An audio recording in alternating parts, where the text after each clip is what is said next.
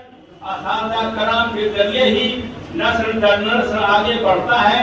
آپ اس لحاظ سے بڑے ہی خوش نصیب ہیں کہ اللہ تعالیٰ نے اتنے بڑے منصب اور اتنی بڑی ذمہ داری سے آپ کو سرفراز کیا ہے.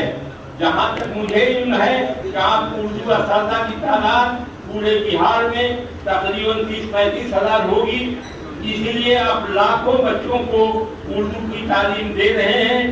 آپ کا یہ کارنامہ کوئی معمولی نہیں ہے.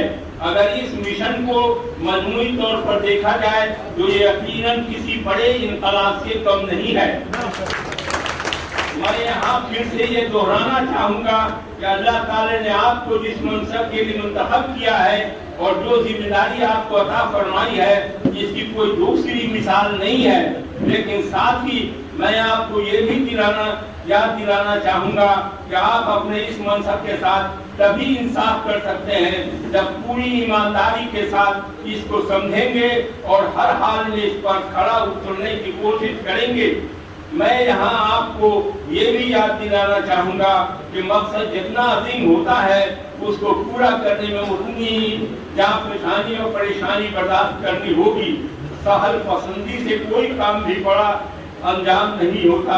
آپ نوجوان ہیں, آپ میں پوٹینشیلٹی ہے, آپ میں وہ تمام صلاحیتیں موجود ہیں جن کی بدولت کسی قوم کی تقدیر بدل سکتی ہے. چنانچہ آپ کبھی اس غلط فہمی میں مبتلا نہیں ہوں گے کہ آپ کوئی عام اساتذہ ہیں.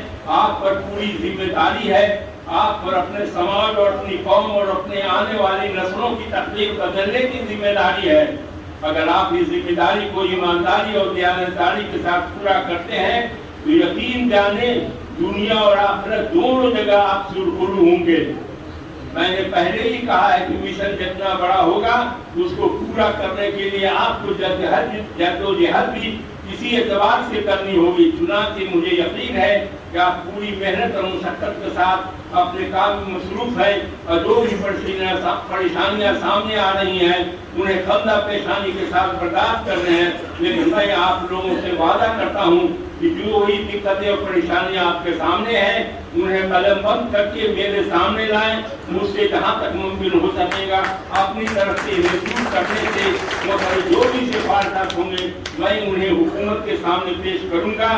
آخر میں بات پھر اس بابقار 2 روزہ کنشن میں مجھے شرکت کا موقع عنایت فرمانے کے لیے اب تمام عہدیداران اور اراکین کا شکریہ ادا کرنا چاہوں گا.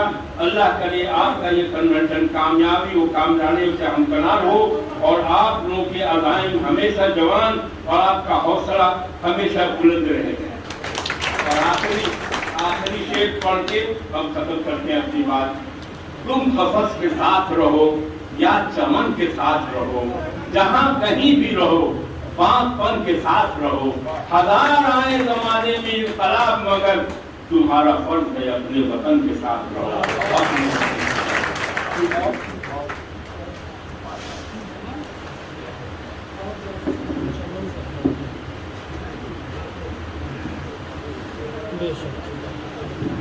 حضرت ڈاکٹر محمد یونس حکیم صاحب بہت ہی تفصیل سے آپ اپنا تک اپنی بات پہنچا رہے تھے. اس میں بہت سے دانشوروں نے سوال بھی کیا, اس کا بہت ہی متوازی سے جواب دیا. حضرات مختصر یہ کہ آپ کو عمل کرنا ہے اور مانیے نتیش کمار بہت ہی اور آپ کی بات سنتے ہیں. آپ اپنے اگر مسائل سنجیدگی سے مفاد سے ہٹ کر اگر اپنی بات پہنچائیں گے تو آپ کی بات سنی جائے. یہ بات بالکل سچ ہے کہ پورا بھارت کرونا کے دور میں الجھ رہا تھا, وہ بہار امن و امان کی سمجھ لے رہا تھا. اس سے آپ انکار نہیں کرتے. مانیے نتیش کمار نے جو کام کیا ہے